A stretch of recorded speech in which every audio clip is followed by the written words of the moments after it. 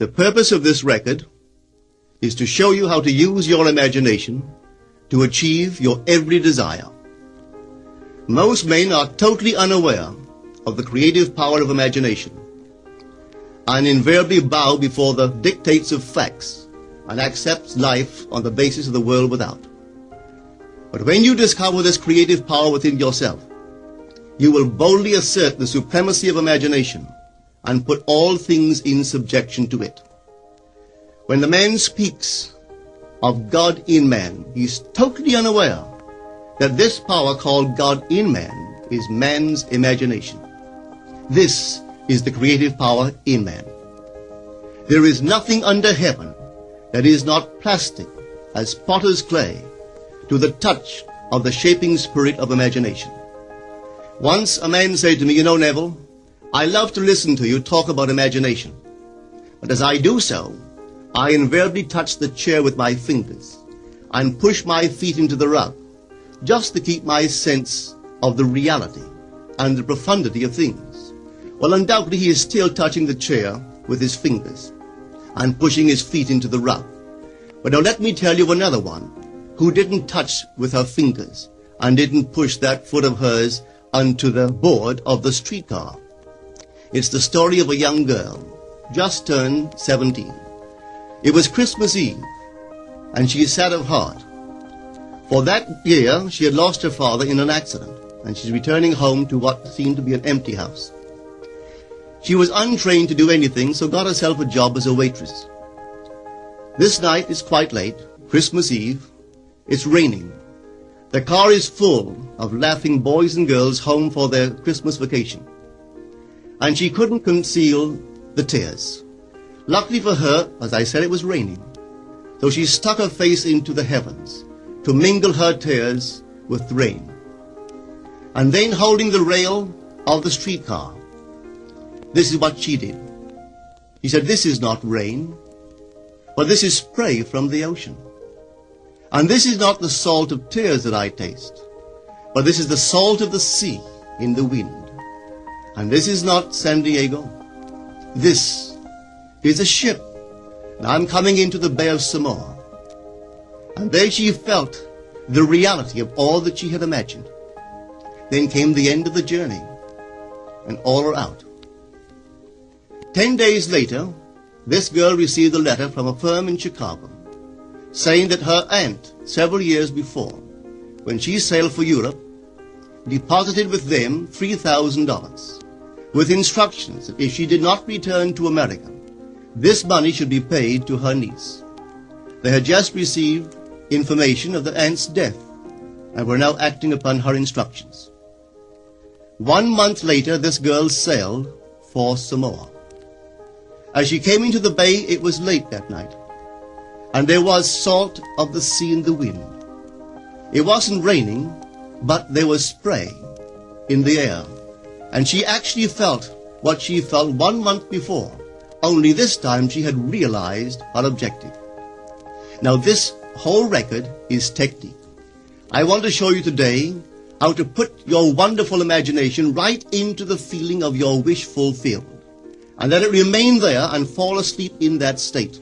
And I promise you from my own experience, you will realize the state in which you sleep if you could actually feel yourself right into the situation of your fulfilled desire and continue therein until you fall asleep.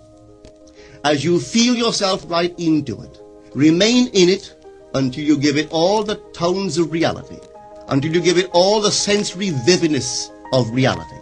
As you do it, in that state, quietly fall into sleep. And in a way you will never know, you could never consciously devise the means that will be employed, you will find yourself moving across a series of events leading you towards the objective realization of this state. Now here is a practical technique. The first thing you do, you must know exactly what you want in this world. When you know exactly what you want, make as lifelike a representation as possible of what you would see and what you would touch and what you would do and physically moving in such a state. For example, suppose I wanted a home, but I had no money, but I still know what I want.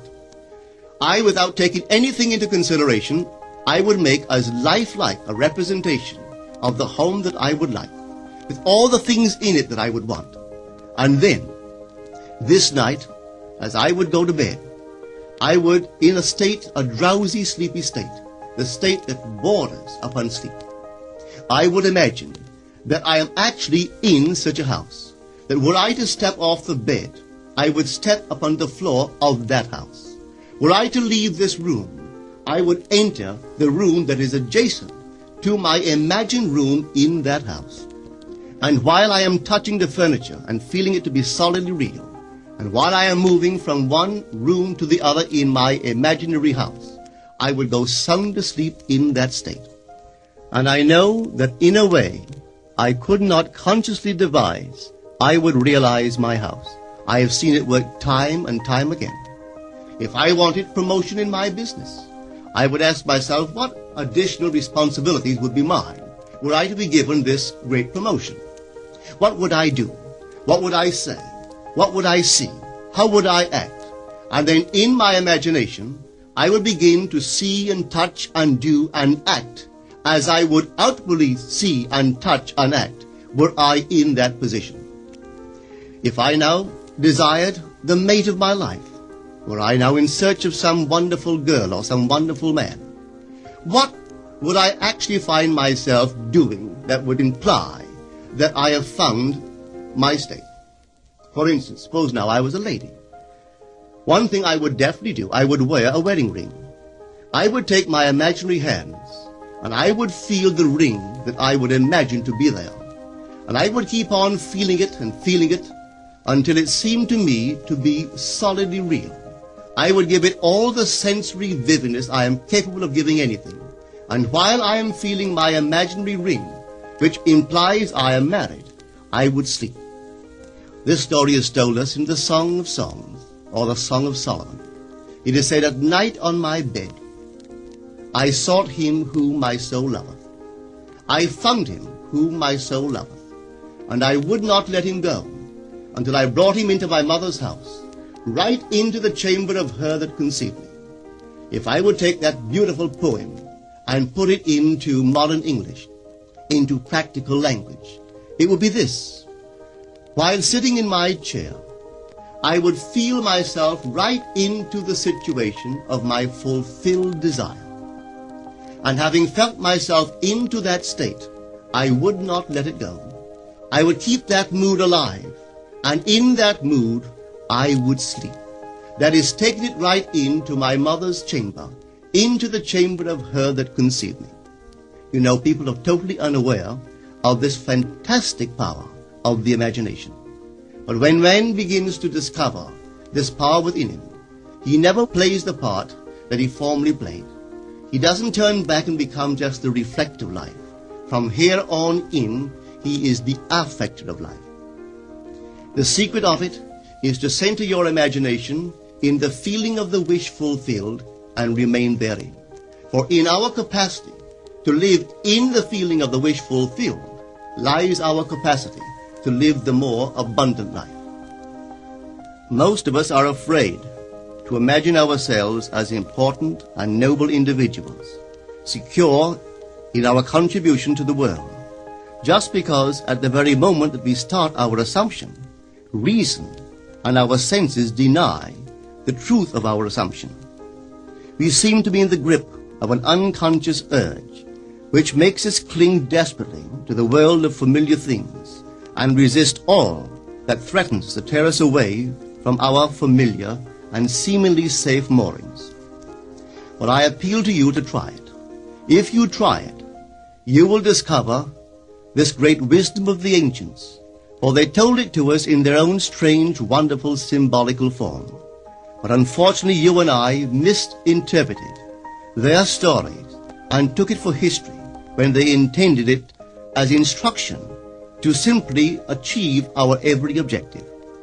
You see, imagination puts us inwardly in touch with a world of states. These states are existent, they are present now, but they are mere possibilities while we think of them. But they become overpoweringly real when we think from them and dwell in them.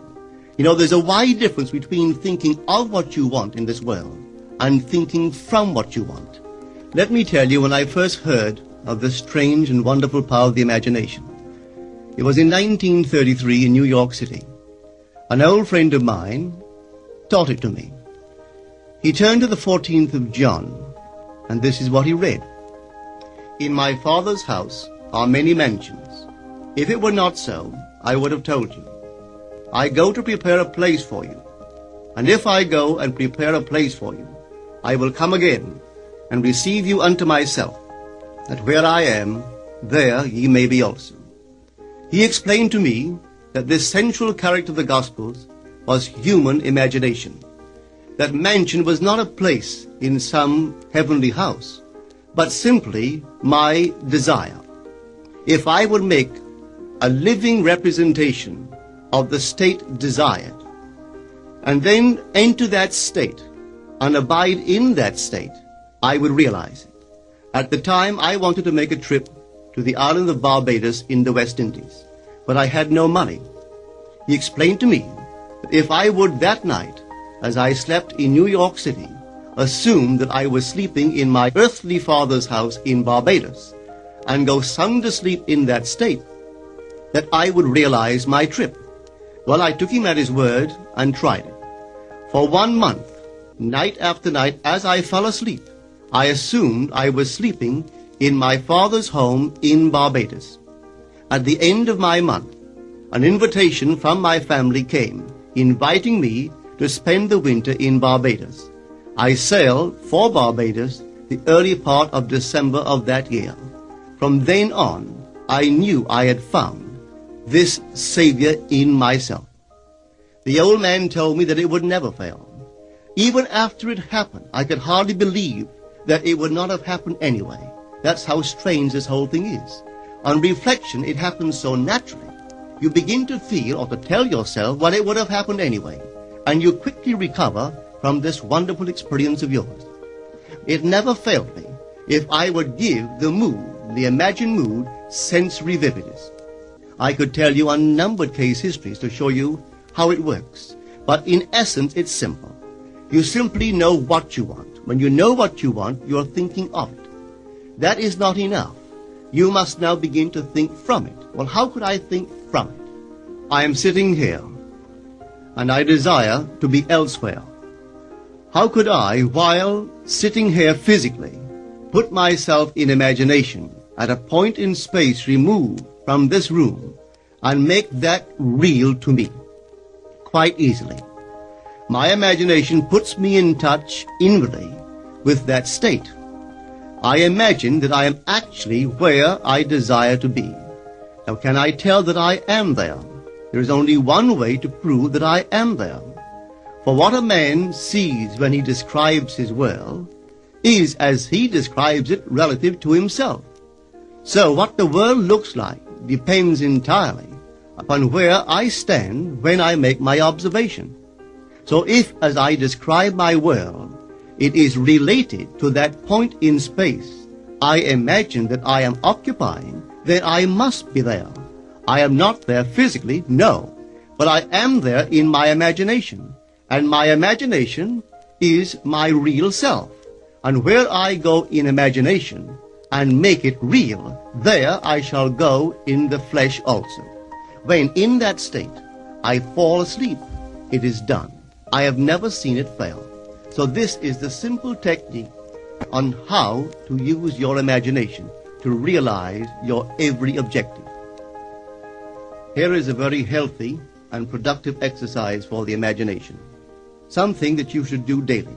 Daily relive the day as you wish you had lived it, revising the scenes to make them conform to your ideals. For instance, suppose the day's mail brought disappointing news.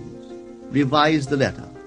Mentally rewrite it and make it conform to the news you wish you had received. Or suppose you didn't get the letter you wish you had received. Write yourself the letter and imagine that you received such a letter. Let me tell you a story that took place in New York not very long ago.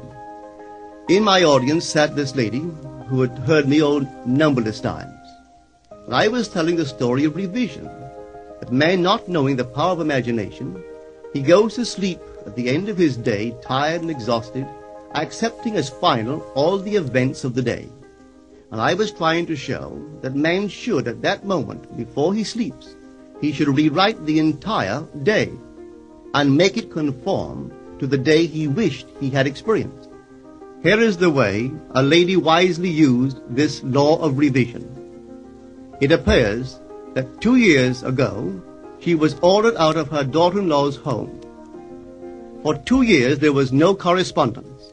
She had sent her grandson at least 24 presents in that interval, but not one was ever acknowledged. Having heard the story of revision, this is what she did. As she retired at night, she mentally constructed 2 letters. One she imagined coming from her grandson, and the other from her daughter-in-law. In these letters they expressed deep affection for, and wondered why she had not called to see them. This she did for 7 consecutive nights, holding in her imaginary hand the letter she imagined she had received, and reading these letters over and over until it aroused within her the satisfaction of having heard. Then she slept. On the 8th day, she received a letter from her daughter-in-law. On the inside there were 2 letters, one from her grandson and one from the daughter-in-law. They practically duplicated the imaginary letters that this grandmother had written to herself 8 days before. This art of revision can be used in any department of your life. Take the matter of health. Suppose you were ill. Bring before your mind's eye the image of a friend. Put upon that face an expression which implies that he or she sees in you that which you want the whole world to see. Just imagine he is saying to you that he has never seen you look better, and you reply, I have never felt better. Suppose your foot was injured. Then do this. Construct mentally a drama which implies that you are walking, that you're doing all the things that you would do if the foot was normal, and do it over and over and over until it takes on the tones of reality. Whenever you do in your imagination that which you would like to do in the outer world, that you will do in the outer world. The one requisite is to arouse your attention in a way and to such intensity that you become wholly absorbed in the revised action. You will experience an expansion and refinement of the senses by this imaginative exercise, and eventually achieve vision in the inner world. The abundant life promised us is ours to enjoy now, but not until we have the sense of the Creator as our imagination can we experience it. Persistent imagination, centered in the feeling of the wish fulfilled, is the secret of all successful operations. This alone is the means of fulfilling the intention. Every stage of man's progress is made by the conscious, voluntary exercise of the imagination. Then you will understand why all poets have stressed the importance of controlled, vivid imagination. Listen to this one by the great William Blake. In your own bosom you bear your heaven and earth, and all you behold, though it appears without, it is within, in your imagination, of which this world of mortality is but a shadow. Try it, and you too will prove that your imagination is the Creator.